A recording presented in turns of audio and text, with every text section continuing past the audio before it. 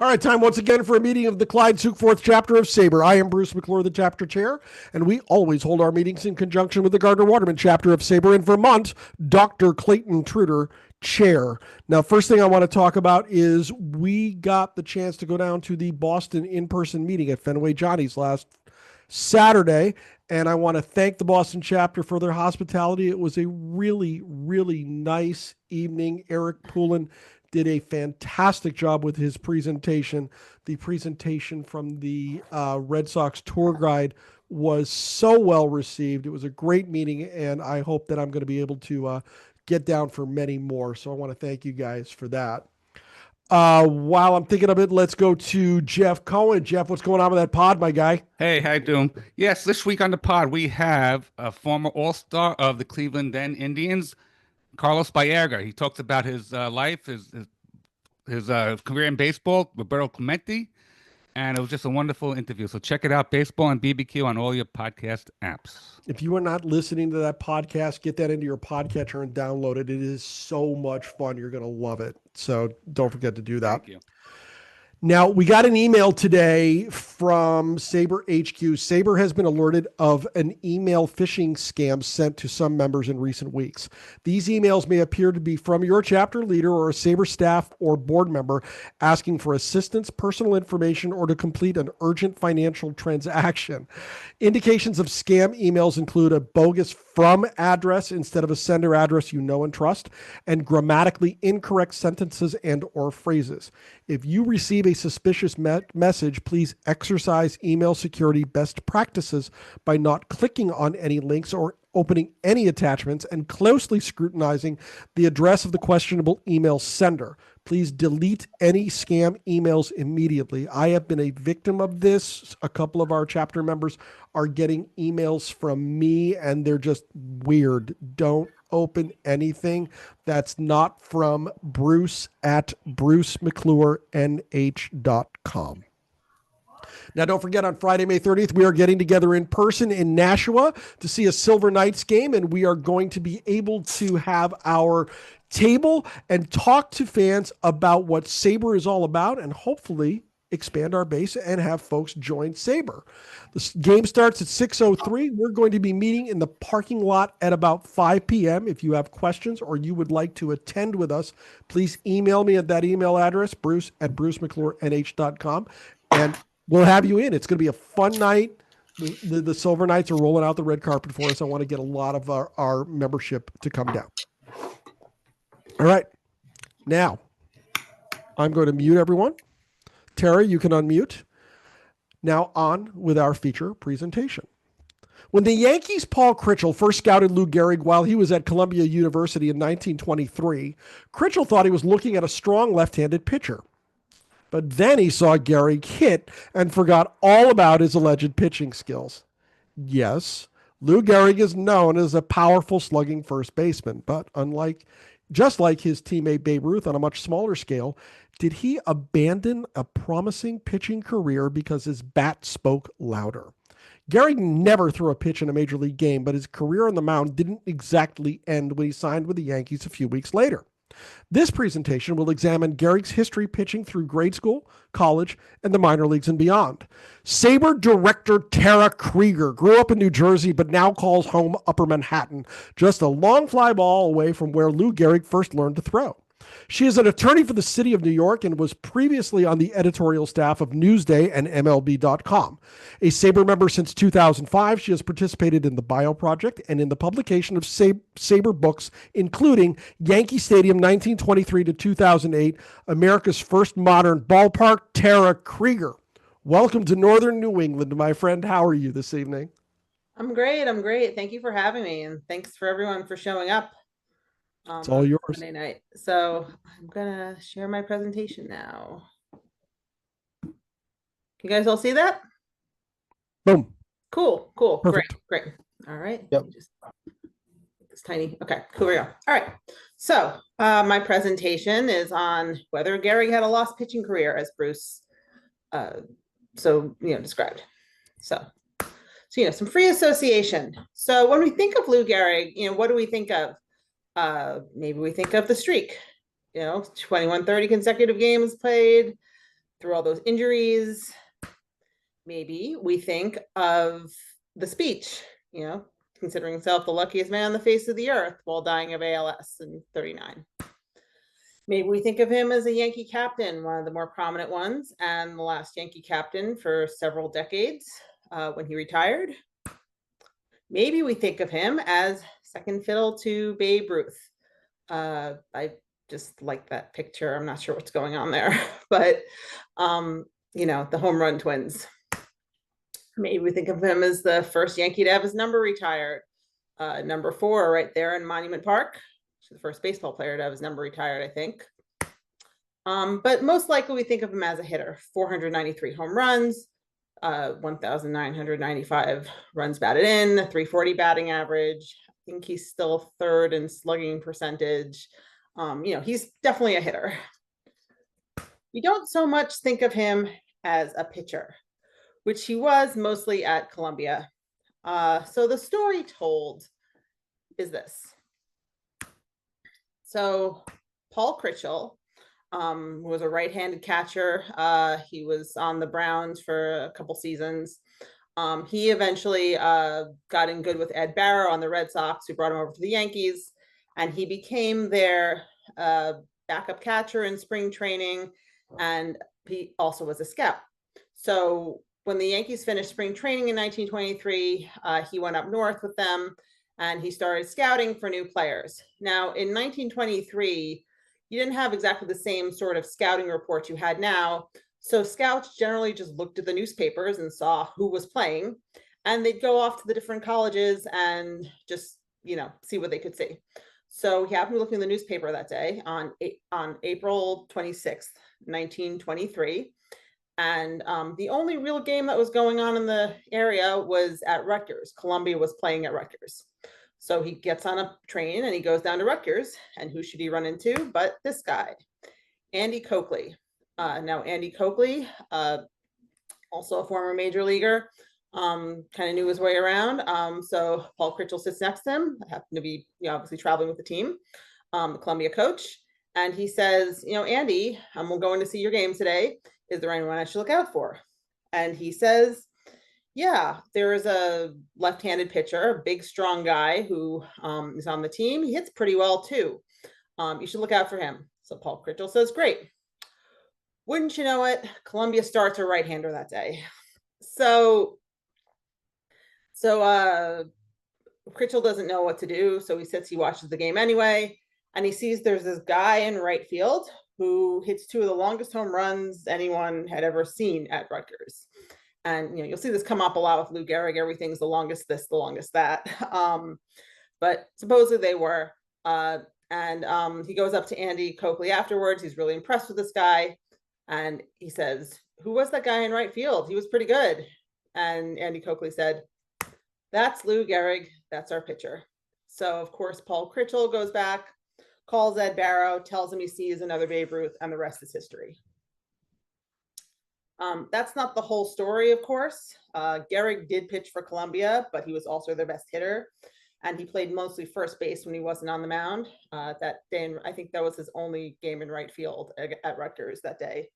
But it all made me wonder if he were only a good amateur hitter and not one who was repeatedly compared with Babe Ruth, could he have made it as a pitcher?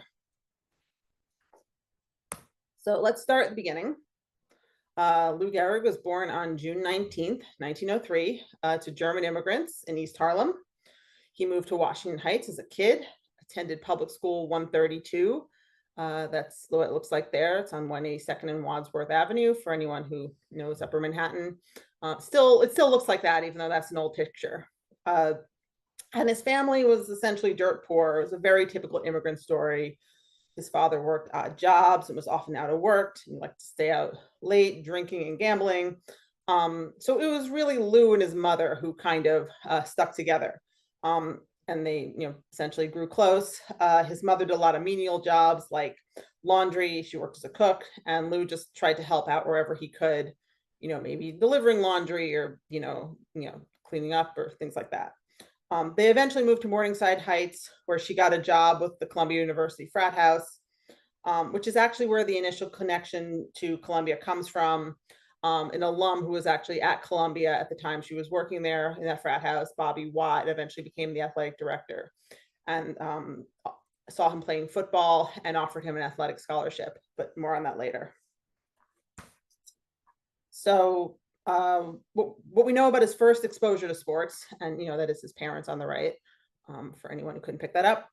What we know about his first exposure to sports, he played stickball with the neighborhood kids, but he also played football and soccer. He also did track and field in grade school and was apparently their shot putter, meaning he must have had a pretty good arm back then. His parents got him a right-handed catcher's mitt for Christmas because baseball was something American kids did. They, of course, didn't realize he threw lefty, so about little good that did, but he still used it. And, it got him into games because how many people actually had a catcher's mitt? Where he apparently wasn't very good, according to a lot of early accounts. Even through high school, he was said to be slow on the bases and couldn't field very well. When he was, an adolescent, his father took him to a German Turnverein, which was a gym/social club where all the, I guess, German immigrants hung out. And he worked off the baby fat, got big and strong. So physical fitness was a pretty early part of his life too. So it's through this backdrop, he's getting stronger, more athletic, and he's doing everything he can to help support his family, that we probably get the first accounts of his appearance as a pitcher. He found out he could earn some extra money playing for the Minqua Assembly District, which was sponsored by the local Democratic Club, and competed with other political districts in New York and New Jersey. And the job paid $35 a team on the weekends, but pitchers and catchers got $5 each. So, of course, Lou Gehrig became a pitcher. And the quote, when he told his mother that he joined this team and was earning money, she said, "I don't understand baseball, but I can understand $5. So note this picture, when you Google like Gehrig and the Minqua Club, this is generally what comes up. It's clearly earlier, as you can see it, if you can see closely, it says Reservoir Oval Championship 1916. So he's probably about 13 there, as opposed to he was probably a teenager when he was with the Minqua Club. And I point this out specifically because you can see his glove is not a first baseman's glove. So was he pitching back then? Maybe, I don't know. Of course, it could have been outfield or anything, but it's just interesting because you can see some of the other players clearly have first baseman's glove, catcher's mitts, but it was also the city, so it's possible people just played with whatever they had. So he goes on to high school, at the High School of Commerce in New York City.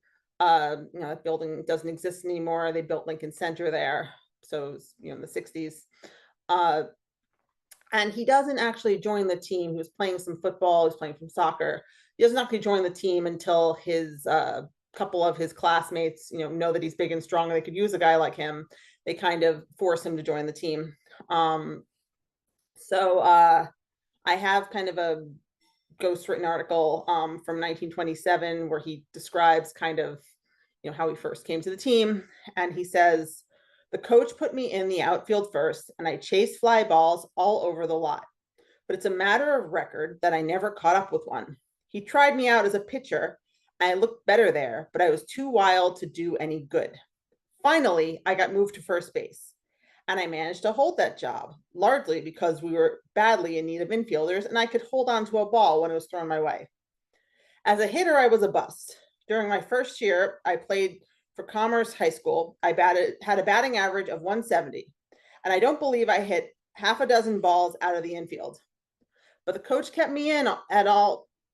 But the coach kept me in at all time. And finally, in 1920, I got going pretty good." Jonathan Eig also confirms that he pitched in high school. He lacked control, but he threw the ball really hard. And interestingly, the Commerce Caravel, the yearbook in 1919, said, "Gehrig, our first sacker, can certainly field, but he is woefully weak at the bat."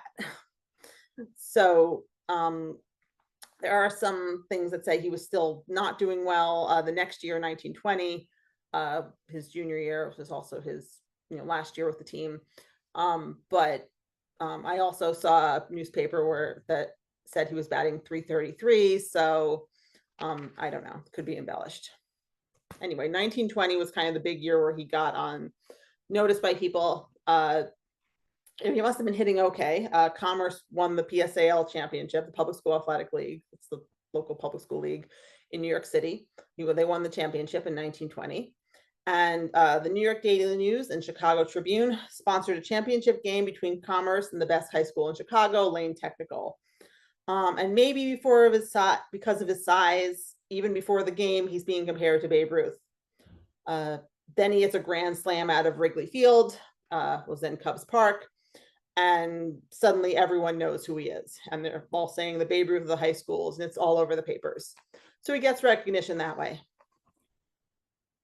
But, like I said, he was actually recruited by Columbia for football.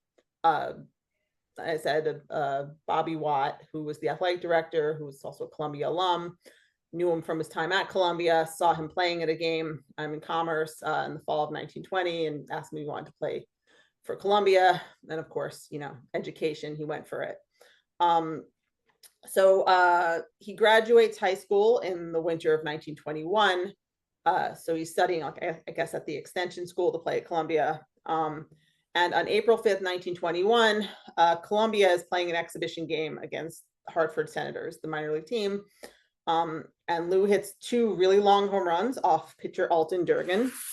And I'll show you, this is what Columbia looked like in 1923. I'll show you. So the first home run goes, here's home plate, right? It goes off the sundial right there. So that was the first home run. The second one goes to the School of Mines, which is this building right here. So again, he's in high school. He's 17 years old. So it's attracting notice, the fact that, he's playing with the team because, they knew he was going to be at Columbia next year. And he's hitting these 2 long home runs against the minor league team. So he's approached afterwards by the Hartford manager, this guy, Arthur Irwin, who says, maybe you'd like to play for Hartford with us. And of course, he's worried about his eligibility. They say, don't worry, you can play under an assumed name. He goes up, he plays a few games in Hartford under an assumed name. And he's found out pretty early on. As I understand it, he played first base, he didn't pitch. And it essentially costs him a year of college eligibility. So the only year he actually plays for Columbia is 1923, his sophomore year. So now we're in 1923. This is how he did as a hitter. You can see 444 batting average, 937 slugging, 7 home runs. They didn't really keep track of RBIs back then. But yeah, he had a pretty solid year at the plate. And that's him batting at Columbia. Some trivia, the building behind him is the infamous Hamilton Hall, which is the site of many a student takeover, it seems, once every generation. And you can see there's a headline there. They're calling him the Babe Ruth of colleges in Columbia. But how to become a pitcher in college? Well, the short answer is that Andy Coakley was short on pitchers that year. He knew it. He knew Gehrig had some experience pitching. And he essentially asked Gehrig if he'd like to pitch. And he also knew he had a guy who could play first base. So he trained Gehrig as a pitcher. And as I said, Coakley was a former major leaguer, most famously for the Philadelphia A's in the first decade of the 1900s. So he used to bring a lot of his friends to coach, as guest coaches with the Columbia baseball team. So actually that spring, he brought Charles Chief Bender to come coach the pitchers. So Lou Gehrig actually was coached by Chief Bender that spring. So Andy Coakley's comment on how Gehrig was as a pitcher, he says, as a pitcher, he didn't have much stuff, but he did have a better fastball than most college pitchers. And against certain teams, he could just rear back and fire the fastball all afternoon and win going away. There were days, too, when he seemed to have even more speed than usual. On such days, no college team could beat him. And actually, there's a comment they interviewed Lou afterwards in 1926, so the Hartford Courant, right before, he was So he was just starting to get well known in the majors at the time. But he's young. He's only a couple years out of Columbia. And his initial reflections of himself as a pitcher was, I wasn't much of a pitcher. I had good control, and I threw what the catcher signaled for. But ultimately, he obviously was better known for his hitting. So his early appearances with Columbia, his first appearance was, as I could find, was a scrimmage against the Brooklyn Royal Giants. That was a local Negro League team. They weren't the greatest Negro League team. He pitched 3 scoreless innings against them. I was looking at who was on that team. It's not really anyone well known. Stringbean Williams, Otis Starks, Willis Flournoy, Bunny Downs, Willie Woods. I don't know if any of these names, Dick Redding, I don't know if any of these names ring a bell for anyone, but yeah, they weren't exactly household names. His first appearance in an actual college game was at NYU. He pitched in relief in the 8th inning, and he was ejected after a third of an inning for protesting a call. Unfortunately, it's the one game I couldn't find out how he did from the box score. It just shows that he pitches. I couldn't find a box score anywhere that showed exactly how many runs he allowed or anything like that. But he got a no decision, and Columbia, got hammered 12-4 by NYU that day. But the first game he started, he pitched really well against CCNY, City College of New York. 7 innings pitched, 4 runs, 1 of them earned, 5 hits, 3 which were in the infield, 11 strikeouts, 4 walks. So he got off to a good start. The game that really got him noticed, though, by some of the papers was on April 18th, 1923. It's a real red letter day in Yankee history, because it was also the day Yankee Stadium opened. So while Babe Ruth is hitting the first run in Yankee Stadium, Lou Gehrig at Columbia across the river is striking out 17 batters at Williams. Of course, he lost the game, partially because he didn't get the support, but partially because in addition to striking out 7, he also allowed 8 hits, 4 walks, hit a guy, threw a wild pitch, made an error, allowed 3 stolen bases. So, there was some wildness in there, in addition to the 17 strikeouts. But it seems that a lot of people kind of forget that he lost the game, because it's actually still a Columbia record that he struck out 17 guys. It was tied in 1968, I believe. But so far as I know, it has yet to be broken in over 100 years. His next game was against Cornell, and he pitched, he also pitched great ball for Columbia. He limited them to 5 hits, and the New York Times said with a little better support, he might have scored a shutout. He also had a big day at the bat, driving in the longest home run yet made on the Cornell field. This wallop came in the 7th inning, and the ball sailed high over the right field fence. And apparently, according to the Auburn Advertiser-Journal, it was 50 feet further out along the right field fence than a famous clout of Lefty Murray, a well-known Syracuse pitching ace from the previous season. I tried to find out who Lefty Murray was. I think he was Jim Murray, who pitched for the Brooklyn Dodgers in 1922 briefly, just for trivia. So he was basically, he threw a great game. He hit really well. And as you can see, the box score said too much Gehrig, because clearly he was the only story of the game. Not sure if you can see that or if the thing is in the way. It's up in the corner.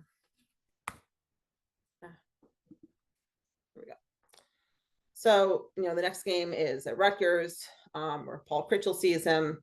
So now, he comes back after the Rutgers game, and, he gets a second look on April 28th, 1923 against NYU. He beats NYU. NYU comes into the game having won 7 straight games. Their arrival at Columbia, and of course, Columbia wanted revenge because they were beaten really badly earlier in the year. So Gehrig throws a complete game with 6 hits, 8 strikeouts. And, Paul Krichell apparently is there.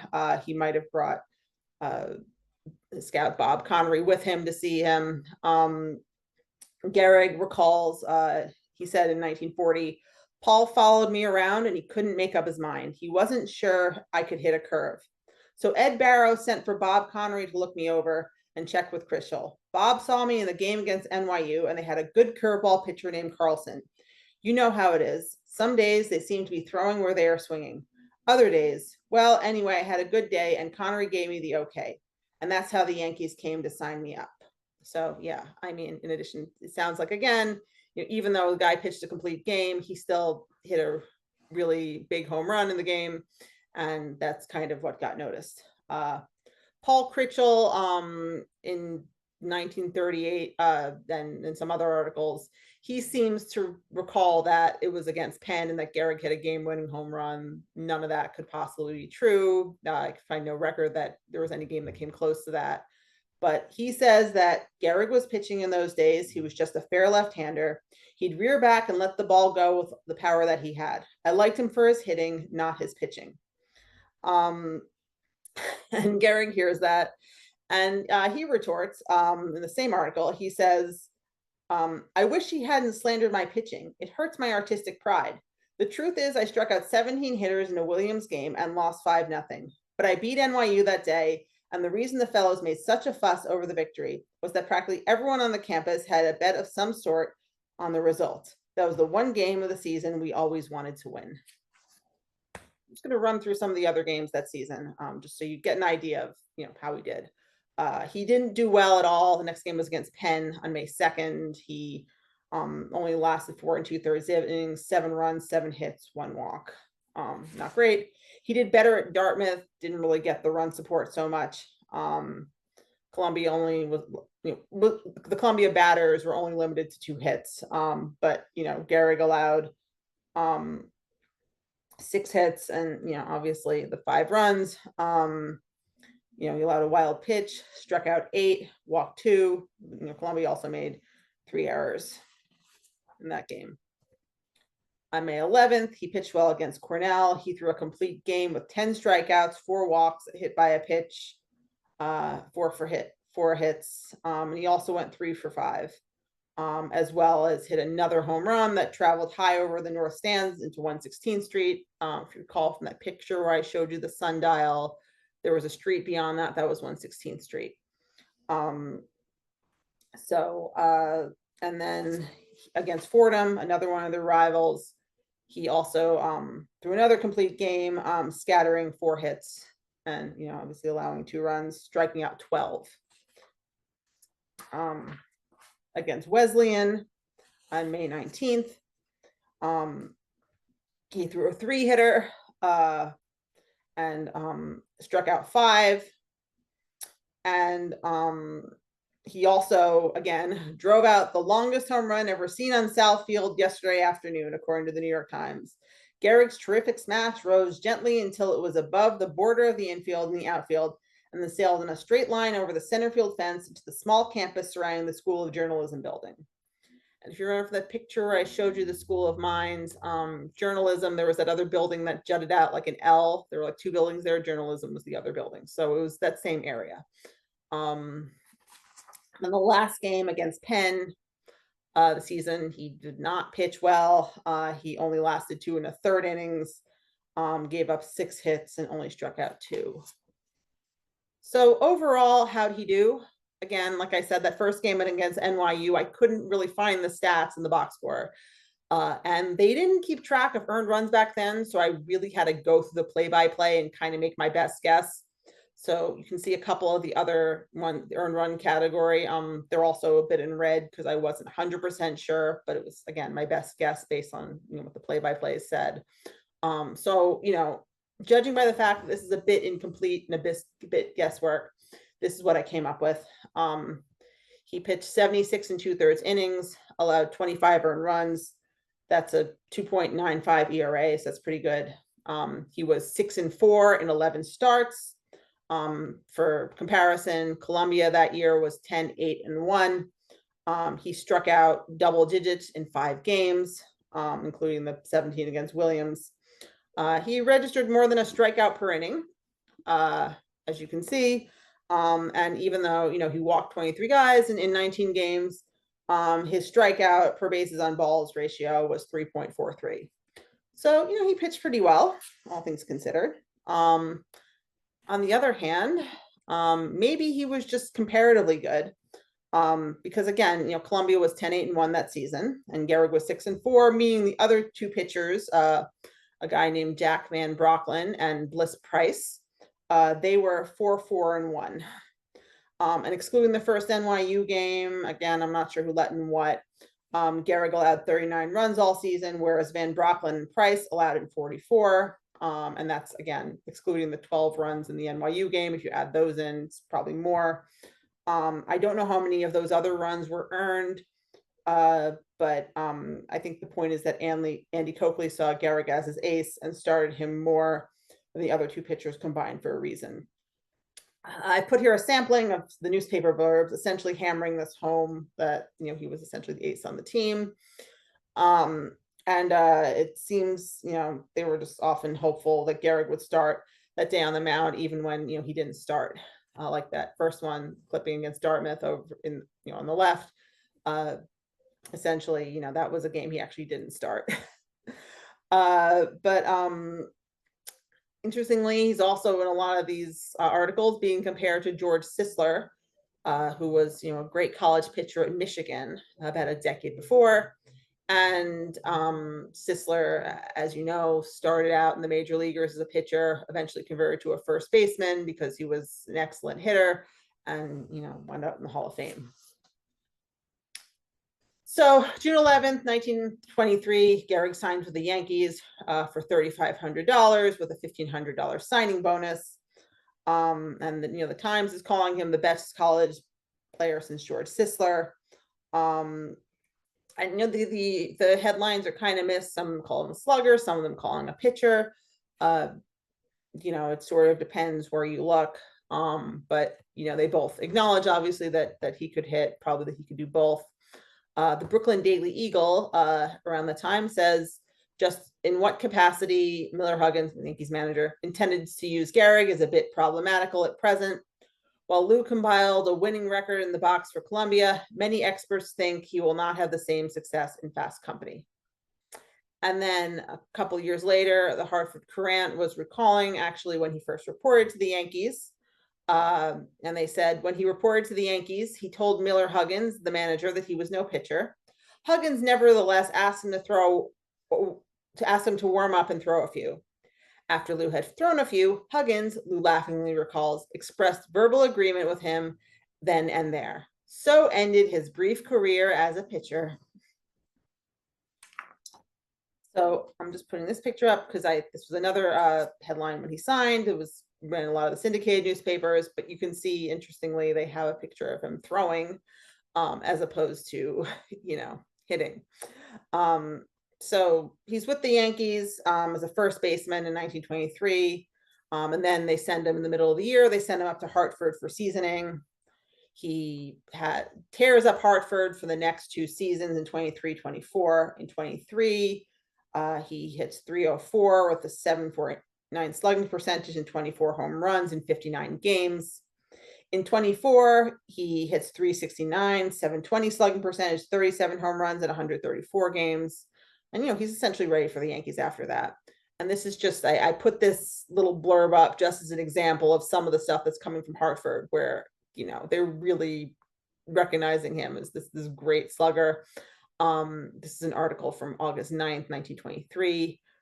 They said, yes, Lou's collection of circuit clouds now amounts to 5. And both yesterday were made under identically the same circumstances in the first inning of each game.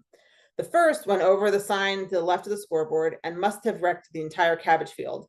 The other also went over the left field fence and it is rumored ruined a fancy cluster of tomatoes. If there was a banana plantation in that section, the owner at the end of the season could say without being beaned that he had no such fruit. So 1923, Hartford wins the Eastern League pennant. They also beat the Baltimore Orioles in a 2-game International League series. So they're flying high. 2 days after they win the pennant, on September 20th, according to the Hartford Courant, Lou approaches manager Patty O'Connor, that's him right there, and asks if he could pitch in a game. And the Hartford Courant actually says, Lou won the game, but he has not altered his opinion that he is not a pitcher. So that said, He makes his professional pitching debut on September 20th, 1923. He beats the New Haven Profs 6-4. And even though, he wasn't known as a pitcher, how did he specifically do? Well, the Senators yesterday demonstrated their undisputed right to the Eastern League flag, with lefty Lou Gehrig, Hartford's home run idol, flashing a great curveball and change of pace in the box. The Hartford team to beat the New Haven Prof 6-4. It was a good ball game. The crowd that oozed through the gate to see Gehrig perform on the mound gave the youngster an ovation on several occasions, as inning after inning he turned back the heavy-hitting visitors runless. 2 or 3 times, Gehrig, who was a bit wild, got himself in trouble and runs threatened, but with brilliant double plays and difficult stabs, the Hartford team cut off runs and kept the home run hitter safe. Bit wild. He allowed 9 hits, 6 walks, hit a guy, threw a wild pitch, and struck out 2. Say he's a little more than a bit wild. The guy he hit was this guy, George Shobert Fisher, who played for the New England Profs. He actually recalls, spoiler, he actually was fine. He went on to a major league career of himself. He says in 1930, he said in an interview, he recalls this game. He said, "The well-meaning efforts of a friend to help me win the batting crown nearly ruined my baseball career. It was near the end of the season, and we were playing Hartford. Lou Gehrig, now with the Yankees, was pitching for Hartford, and my friend, catcher Gus Redman, for the Hartford, was catching. When I came to bat, the catcher asked me what kind of ball I would like to hit. I said a curve, and he signaled Gehrig accordingly. The curve came up all right, but instead of me hitting it, the ball hit me right in the temple. I felt like a log and was out of the game for the rest of the season. I haven't wanted to know what was coming up since." Like I said, he was fine, but Gehrig did beat him.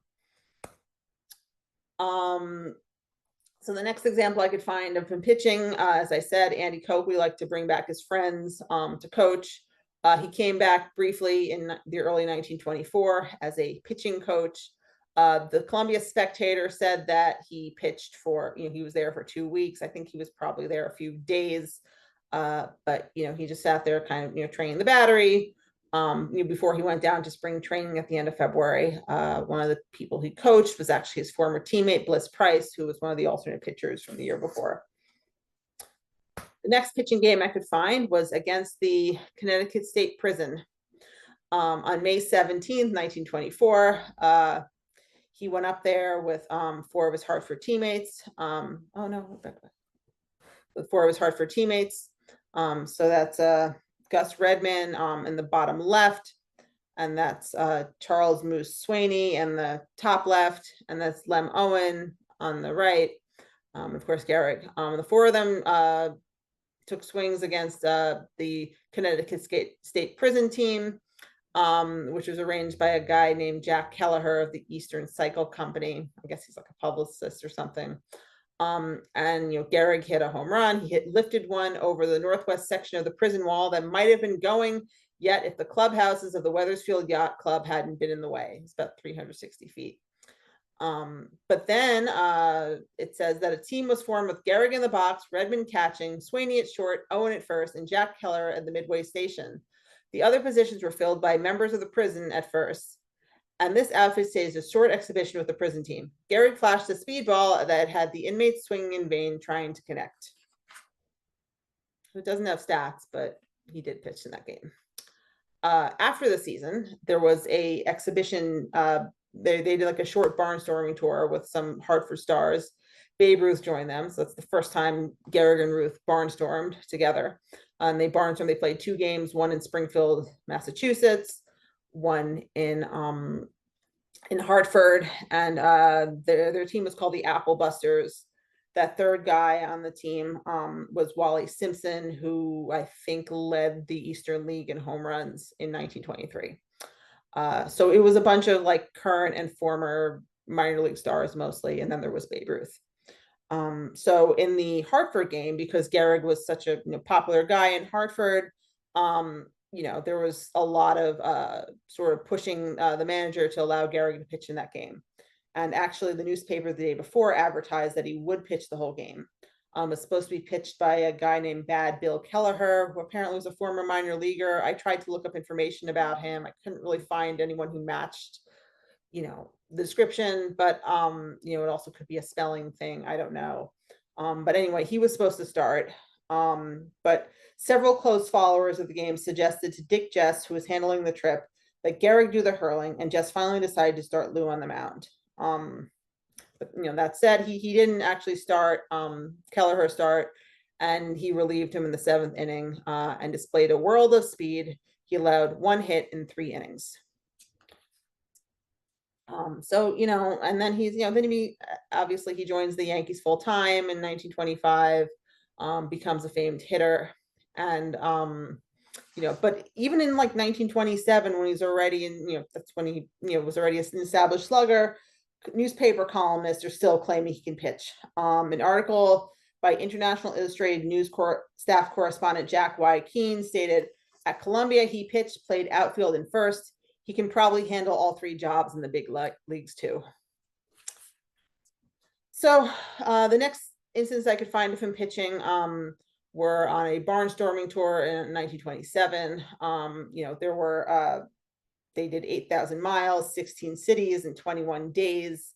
I just posted a sampling of some of the games that he was in. I didn't go through, or I rather didn't do an exhausted list of everyone, but suffice to say, in a lot of these games, he pitched. A lot of these games were, kind of informal. Well, they were very informal in the sense that, sometimes players would bat out of order because they'd want to, see Ruth and Gehrig hit. Sometimes they would just go on the mound and try to strike each other out. It was really kind of dependent on what the fans wanted. So in Providence, Rhode Island, on October 10th, Gehrig came in the 8th inning to face Ruth. And you can see Gehrig struck him out 3 times and walked him at least once oftener than that, until on the 25th or 26th pitch, Ruth singled to right field. And the game ended because they ran out of balls. So that's an example where he pitched to Ruth, 3 times in succession. In Omaha on October 16th, Gehrig came to pitch with 1 out in the 7th. He struck out Ruth in the 8th with the bases loaded. So overall, through 1 2/3 innings, allowed a run, 2 hits, 1 walk, a wild pitch, 2 strikeouts. In Des Moines, Ruth pitched that game, but and pitched well, but Gehrig was bad all over the lot, allowing 5 hits in 2/3 of an inning. And again, these were all, a lot of these players they were playing against, they were semi-pro players, they were, all-star, high school all-stars, local stars, things like that. So, maybe the competition wasn't so great, but still, a lot of it was also fun. I don't know how serious they were really taking it. 1928, they go barnstorming again. Again, this is just a sampling of some of the games. They went up to Canada. So in Quebec, they played with the Aonistique team of Montreal. Gehrig pitched relief in the last 3 innings, and it said the speed he put into his pitching was as comparably fast to a starting pitcher named Tart as his usual brand of hitting that of any of the other players taking part in yesterday's contest. He allowed an earned run, walked a guy, and singled. In Louisville, he pitched the last 3 innings. There wasn't much information. In Dayton, Ohio, he also was one of 5 pitchers. And in Des Moines, he threw 3 1/3 innings, struck out 3, and gave up 2 hits. Ruth also pitched in that game. But what's notable is that Bob Feller, as a 9-year-old, was in the stands. So, I wish I'd done this presentation 15 or so years ago. Could have asked Bob Feller what he thought of Lou Gehrig as a pitcher. The final example I could find of him pitching, and there may be others, so I guess this isn't exhaustive, but was I think the most interesting. It was October 13th, 1929. He pitched against the Lincoln Giants, the famous Negro League team managed by John Henry Pop Lloyd. The Lincoln Giants, who went 40-26 that year, they were second in the league.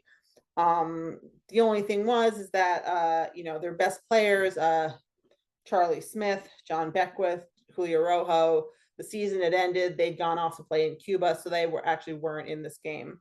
unfortunately. But still, at the Catholic Protectory Oval, which is in the Bronx, 8,000 fans showed up. And in the second game of a doubleheader, Gehrig outdueled Red Ryan. He allowed 6 hits, including a 2-run double to Bill Yancey. He also finished the first game, allowing 2 walks. The unfortunate thing about this is that, I looked in a ton of newspapers, several, black newspapers everywhere, but no one seemed to publish the box score of that second game. They all had the box score of the first game of the doubleheader that Gehrig finished, although they didn't have a whole lot about what he did, other than the 2 walks. But unfortunately, I couldn't find a box score of the second. But in the first game, I can tell you that the players that were playing, so assumedly it's similar, included Babe Melton, Naaman Washington, Bill Riggins, Pop Lloyd, Tex Burnett, and Bill Yancey. Some names there. But he also hit the longest home run ever made at the park, including in the first game. He and the bar fall over the bleachers in his first time at bat. Again, with the superlatives. So I'm going to let Lou have the last word here about his pitching career. This is from November of 1940. He died in 1941. So this is about 6 months or so before he passed. He was speaking with sports columnist John Kieran about his spectacular pitching in his college days. John Kieran was a neighbor and would come over and just shoot the breeze with him and then write columns. So he says to John Kieran, "Spectacular is right. I struck out 17 men in one game. Pretty good, wasn't it? Now I'll tell you the rest of it. We were playing Williams and they beat me 5-1. I think I must have walked every batter I didn't strike out. I could leave the ball in there pretty fast, but I never knew where it was going. Anyway, I didn't want to be a pitcher. I wanted to be a first baseman. A first baseman gets into every game and comes to bat oftener."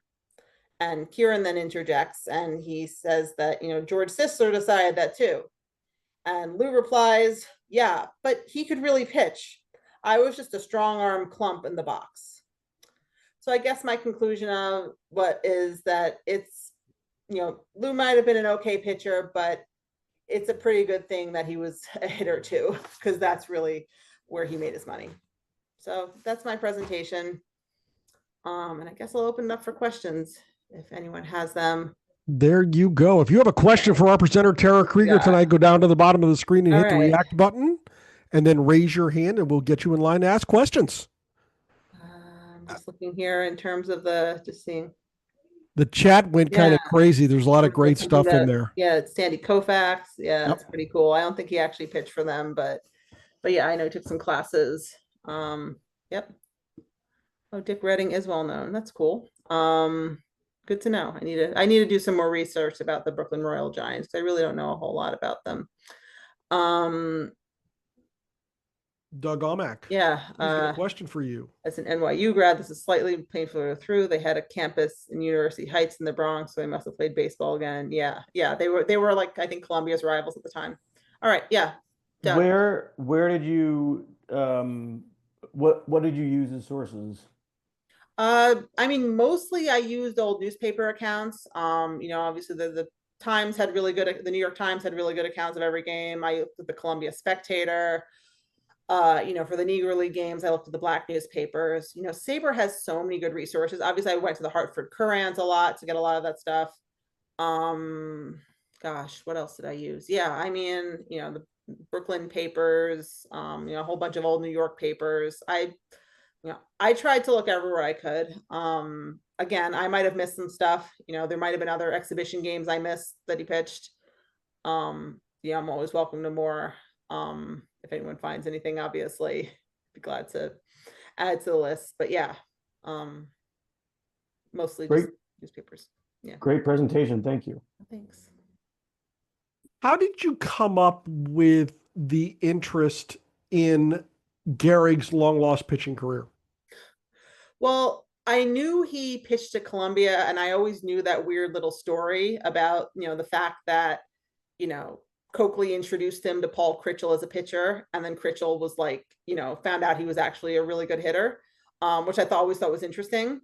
And then I think somewhere along the way, I found out about that game he pitched in Hartford where he beaned Showboat Fisher. And I was just like, huh, that's interesting.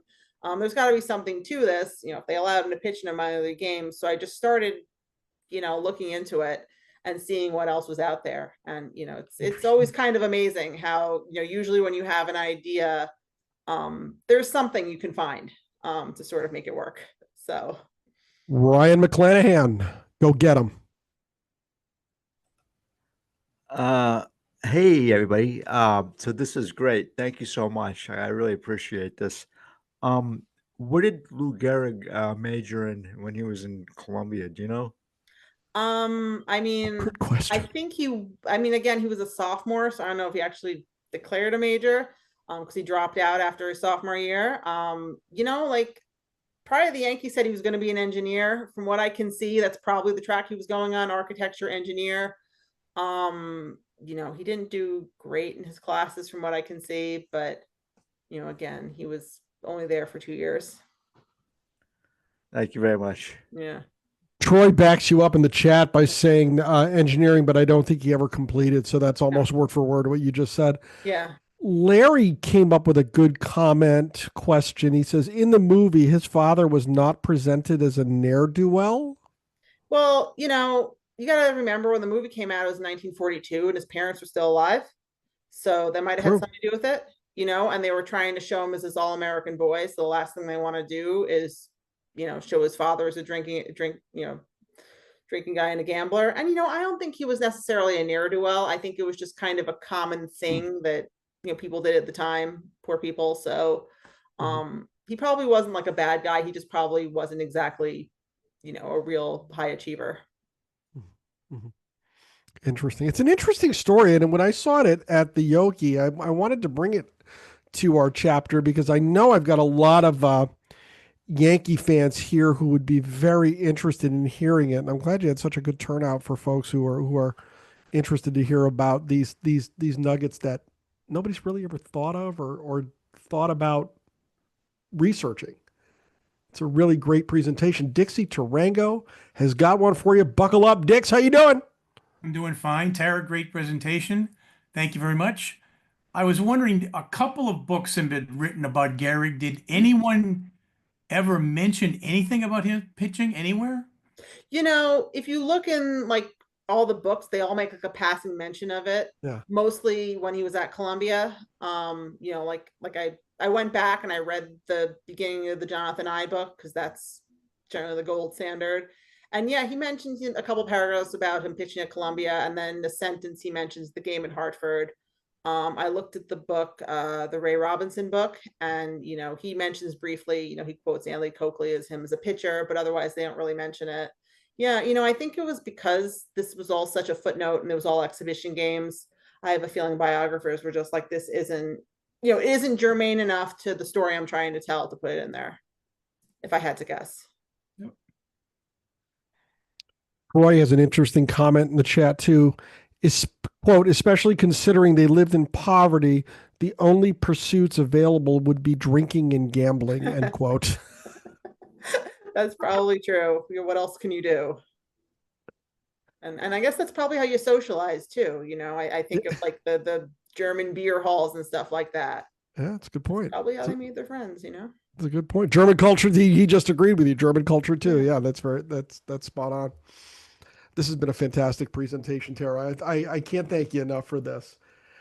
Now, tomorrow night, the Elysian Fields chapter will present Lisa Doris Alexander, who will discuss Black Baseball in a League of Their Own series. So this is going to be discussing the League of Their Own TV show that had the season run on Amazon. It's going to be a very interesting and informative meeting, just like this one was. And I am urging all of you to go out to the SABR events calendar and sign up for this right after this meeting is concluded. You're not going to want to miss this. We're back Monday, May 19th with Doug Kriebel and his presentation, Red Menace, the 1886 Cincinnati Enquirer's monstrous charges against Tony Mullane. I've spoken to Doug about this a little bit. This is a good one. Even if you're not really interested in baseball from this era, this is going to be a very enjoyable talk. So you don't want to miss this one. Now, finally, if you're a baseball fan watching on YouTube and you like what you see, please like this video and subscribe to our channel to be alerted to each of our weekly uploads. And if you are not yet a member, you need to join the Society for American Baseball Research, the premier baseball community. Offering an amazing baseball buffet of options to explore your fandom, SABR boasts more than 35 different research committees, over 80 regional chapters, and innumerable opportunities to connect with baseball minds across the world. For more information, go to SABR.org today. Tara Krieger, you are exceptional. Thank you very much for doing this for us. Thank you, everyone. I appreciate you. Let's get everybody out of here. We'll see you next week. Have a good night, everybody. Really great.